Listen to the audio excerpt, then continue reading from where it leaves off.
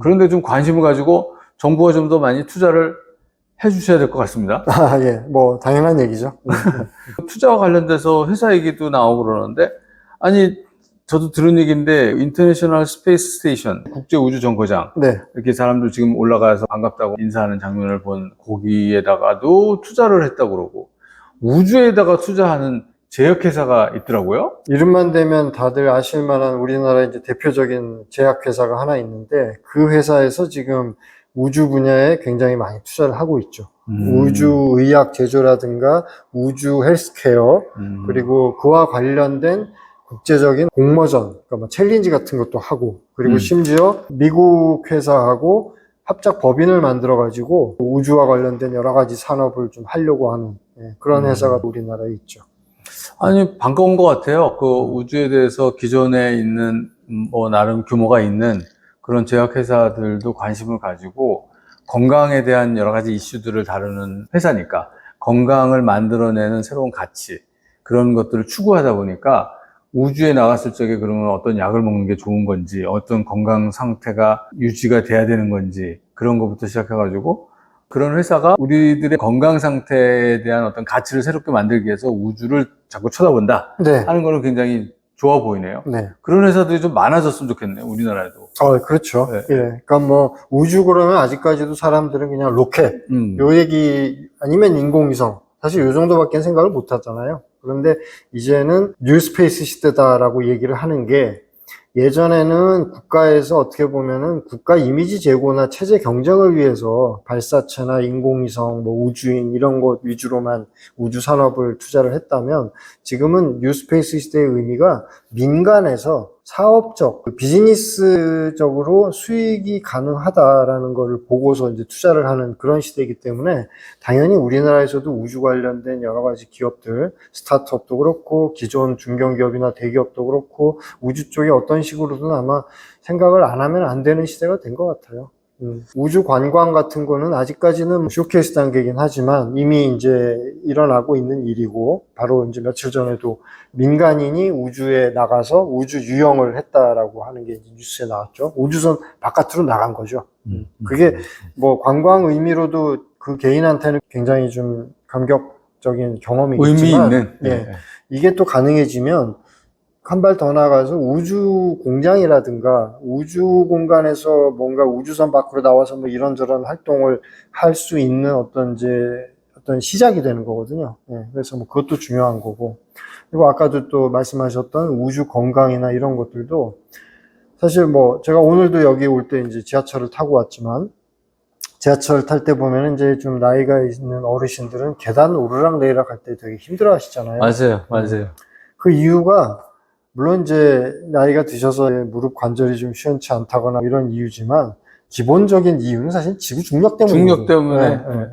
근데 우주 공간에 올라가면은 무중력이나 아니면 정확하게는 이제 미소중력이라고 하죠. 마이크로 그래비티 상태가 되기 때문에 상대적으로 나이가 많은 사람이나 아니면은 뭐 신체에 좀 장애가 있는 사람도 우주 공간에 올라가면은 별로 그렇게 큰 불편을 느끼지 않고도 자기 육체를 이렇게 컨트롤하기가 좀 쉽단 말이죠. 움직이고 이러는 게. 그래서 저는 아마 금세기 안에 우주 양로원도 아마 생길 가능성이 있다. 그래서 나이가 많이 들어서 지구 표면에서는 이제 몸이 너무 무거워가지고 거동하기 힘들고 이런 분들이 이제 여유가 있으면 우주 공간에 올라가서 우주 양로원에서 살다가 뭐 여생을 마치는 것도 가능한 세상이 이제 될 수 있는 거죠.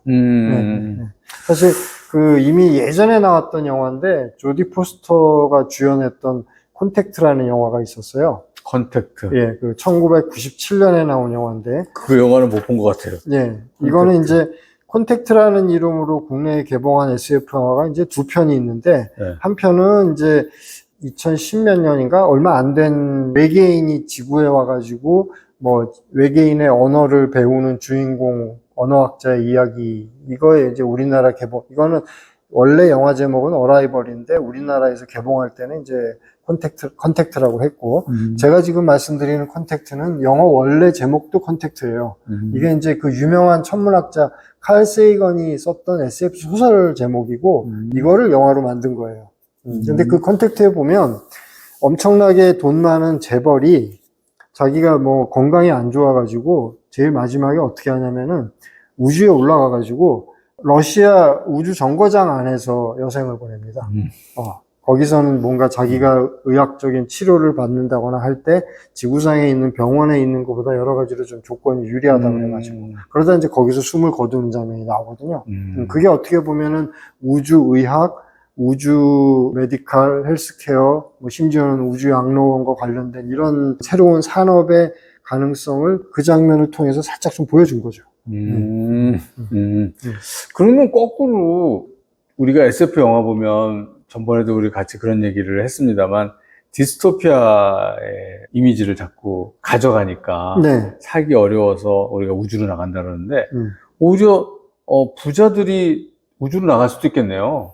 네. 그래가지고 거기에 좋은 공간을 만들고 네. 거기서 좀 편하게 지내고 네. 그 다음에 그 로봇도 요새 만들어지는 게 휴머노이드 로봇이 중국에서 얼마 전에 무슨 전시회? 대회 같은 거 했는데 아니 그 인터뷰하는 친구가 그러는데 1,800만 원이면 만든다는 거예요. 네. 그러다가 야 1,800만 원이면 만들어지면은 진짜 사람 진짜 필요 없겠네. 근데 그러지 말고 우주에다가 공장을 만들어 놓고 네. 거기서 그냥 옷도 생산하고 뭐도 생산하고 이산화탄소 내는 거는 여기서 하지 말고 그쪽 가서 뭘 좀 할 수 있는 거 있으면 그쪽으로 보내고 거기서 물건 만들어 가지고 스페이스 X가 됐든 다른 뭐 우주선을 만들어 가지고 우리가 좀 갖고 오든 그런 식으로 하면 거꾸로 지구는 좀 편하게 좀 살게 해주고 나가서 생산활동 거기서 하고 중력 때문에 힘든 사람들도 글로 보내고 그렇게 하면 그럼 여기도 살만하고 거기도 살만하지 않을까? 그런 생각이 언뜻 드는데요. 네, 그 비슷한 설정이 나오는 SF 영화가 또 있죠. 아, 그래요? 네네. 그것도 뭐예요? 제목이? 예, 엘리시움이라는 영화인데요. 엘리시움. 예, 이 영화는 엘리시움. 네네. 아까 얘기하셨던 딱 그 설정이에요. 돈 있는 사람들이 되게 멋있는 우주 식민지를 우주 공간에 만들어 놓고 다 거기 가서 살고 3D 업종에 해당되는 공장이라든가 이런 것들은 그냥 지구에 남아있는. 아, 그러지 말고 그냥 그것도 좀 우주로 가져가고 그러니까 탄소 많이 배출하고 그렇죠. 뭐 그런 거 그리고 가서 로봇이 그냥 다 하게 하고 그다음에 거기서 생산해 준 거 여기다 갖다 주면은 우린 그거 가지고 뭐 생활하고. 그렇죠. 영화는 뭐 그런 설정의 영화도 있고 그랬지만 현실에서는 이제 지금 말씀하신 그런 거를 우리가 또 모색을 해봐야죠. 우주 공장, 그 스페이스 팩토리도 지구에서 중공업을 하는 이유가 무거울 중자잖아요. 그러니까 에너지가 많이 필요하고 이런데 우주 공간에서는 예를 들어서 커다란 철강제라든가 이런 걸 가지고서 뭘 만든다고 했을 때에도 그런 것들을 움직이는데 필요한 에너지가 지구상보다는 훨씬 적게 들 것이기 때문에 그리고 또 뭐 예를 들어서 제약 같은 경우도 지구에서는 일부러 원심 분리기라든가 이런 걸 써가지고 강제로 액체 성분들을 이렇게 밀도별로 나누고 하는 공정이 필요한데 우주 공간에서는 내버려 둬도 자기들끼리 안 섞이고 그냥 이렇게 분리가 된 상태로 있는다거나 이런 식으로 여러 가지 산업 분야의 제조 공정에서 지구에 있는 것보다 우주에다가 생산 공정을 뿌릴 경우에 훨씬 더 효율이 올라가고 제조 공정이 간단해지고 그런 게 되게 많아요. 그래서 그걸 찾는 것도 굉장히 중요한 거예요. 그러니까.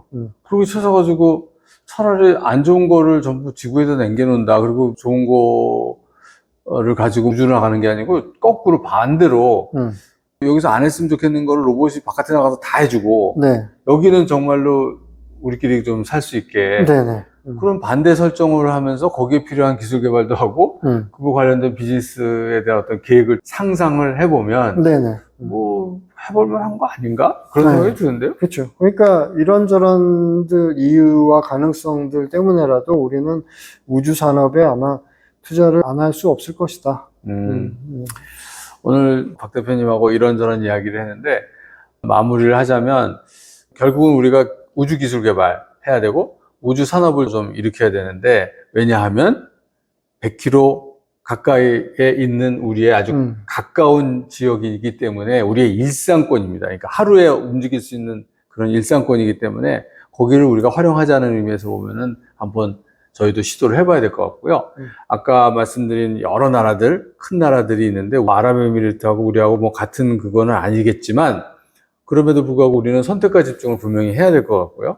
그럼 무엇을 선택해야 될지 다른 사람들이 생각하지 않는 새로운 아이디어로 뭘 생각하면서 우리가 우리 세상을 만들어 가야지 또 우리가 기술 개발한 것들에 대해서 어떤 가치가 생산이 될 수 있을 테니까 한번 그런 것들을 좀 고민을 해봐야 될 것 같습니다. 네, 그렇습니다. 네. 네. 서레이 대학에 가서 그게 40년 전인가요? 30년? 네, 90년 초니까. 90년 초면, 그렇죠. 30년 이제 좀 넘었죠. 30년 좀 넘었죠.